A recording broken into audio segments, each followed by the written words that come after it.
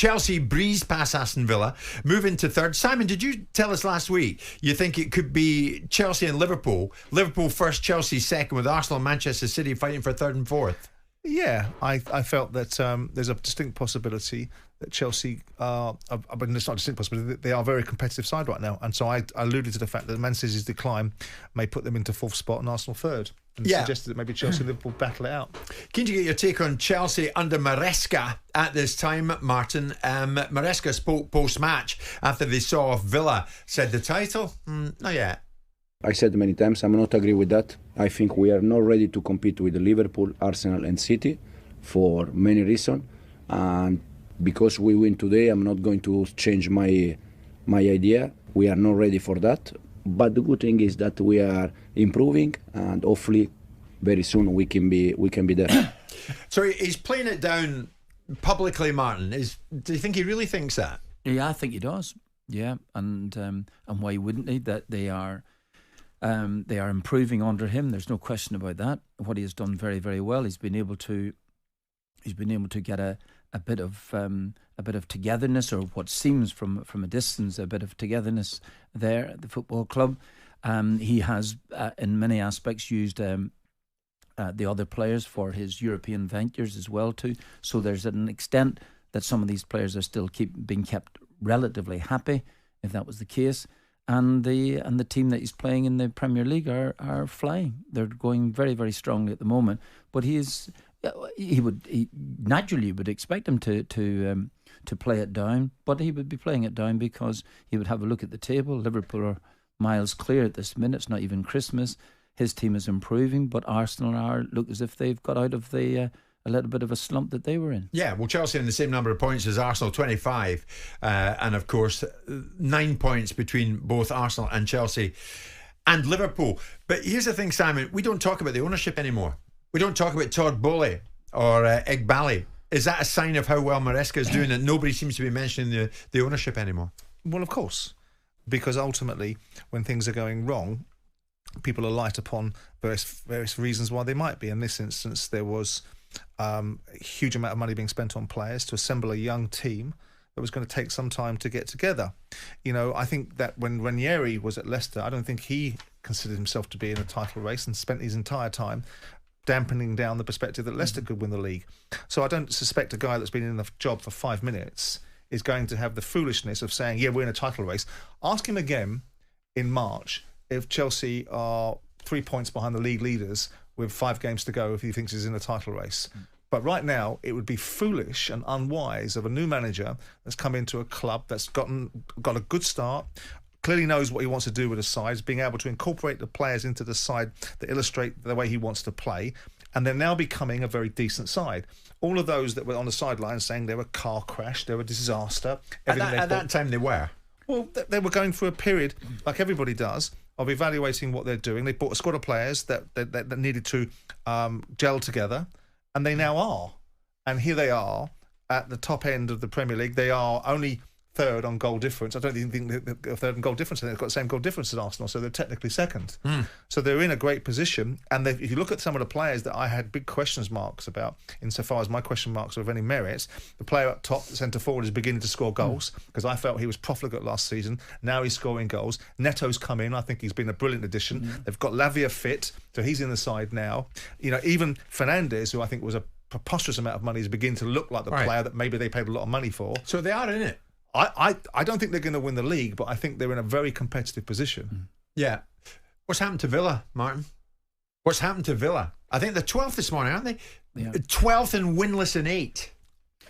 Well, what's happened to Villa? I suppose one, on the face of it, one could draw some sort of parallels, comparisons, call it what you want, with Newcastle United last season. Having done so well previously, getting into Champions League. I know it's a different format, and actually I think the format really suits teams like Aston Villa at this minute. You know, your first real bash at it, and if you've got there's 24 teams still involved after you've played 8 games. It's amazing, absolutely amazing. But Villa are just going through one of those periods where psychologically, and I think physically, it's very demanding. The Champions League is demanding. If you've not been in it, and they haven't been in it since they won the European Cup a way back.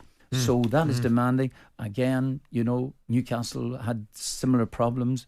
Perhaps maybe it's the strength of the squad as well too. I think that they played Chelsea. Chelsea have been able to use a lot of players that were not playing in the Premier League on the Thursday night's game, I think.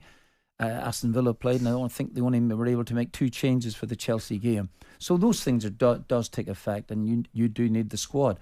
I'm not exactly sure how big it is, but yeah, Villa are just finding it tough going at the moment. Okay. Of course, a full Premier League programme this midweek, so a lot will be decided further down the line in the next few days. Scott is a big Villa fan and wants to join us. You have joined us. Scott, good morning. What do you want to say? Morning, boys. How you doing? Good, Scott. How are you? Not too well. I could see that coming yesterday, so I'm all right, I suppose. But we got rolled, obviously, yesterday. I just think I wanted to get your point of view, your guys' point of view on Emery in terms of. I mean, we look like a little bit. We look tired. We look leggy. We haven't changed anything around either. People are doubling up on Rodgers a bit, but I think this week's a massive week in terms of Brentford at home, who we haven't got a great record against, and then Southampton, who I just said the chat there that Aaron, unlucky on, was it Saturday or Friday night against Brighton. I just think it's a bit of a precarious position we find ourselves in. If we don't get a minimum of 4 points, I think from these 2 games, I think it's under a little bit of pressure. I don't know what you guys think. A bit of pressure. I mean, they're at a bit of a fork in the road. Pressure for what, Scott?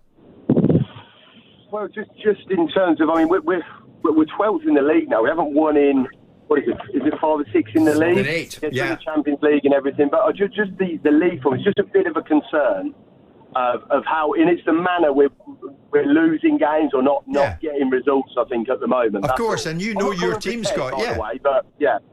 So, what do you think, Martin? Has he got a point? Well, cause for concern. It's interesting you should mention about the team being looking a little bit laggy. He was at the game against Chelsea, and there are comparisons you could draw with the time that I had Aston Villa as well too. We didn't have the biggest squad. I kept playing the same side for a lot of the games, and you felt as if there was at some stage or another there might be a little bit of burnout. But there was nothing you could do about it. We were desperate to try and get into the Champions League. You kept going, and hence me making changes in the Europa League a way back some time. Yeah. Where I took an awful lot of abuse for playing some of the younger lads in a plastic pitch in Russia. So, but anyway, overall, I think that Aston Villa they'll be fine. They've got Brentford next, as he said, then Southampton. What do you take out of these 2 games? What do you think Villa are capable of taking out of them? These are 2 very important games. Well, I mean, Aston Villa would think if Aston Villa had not been involved in Europe, you'd be thinking Aston Villa are capable of winning both games. At this minute, as I say, with the not having won for some time, that starts to affect the mind, of course, and then you feel as if you're a wee bit more tired than you really are. So all of those things, but this is down to an excellent... Brentford don't win away, do they? Brentford get most of their points at home, and they've got pretty much 90% of their points they've got this season at home. I expect Villa to bounce back. Southampton will give them a helping hand, as they do with every team they play against. So I expect Villa to win both of these games. And you look at the depth of their squad. It's, you can't compare what Chelsea are competing in against what Aston Villa are competing in. Chelsea are playing in the 3rd tier of European football against teams they can beat with their kids. And they're able to utilise it in that fashion, whereas Villa are playing in the Champions League. Just come off a game against Juventus. Yeah. Okay. Booze at full time. Tottenham played out a 1-1 draw with Fulham. Are people too quick to drag Tottenham back down again? We'll look at that next. Jim White and Simon Jordan. Monday to Friday mornings from 10 on AM, on DAB, via the talkSPORT app and on your smart speaker. talkSPORT.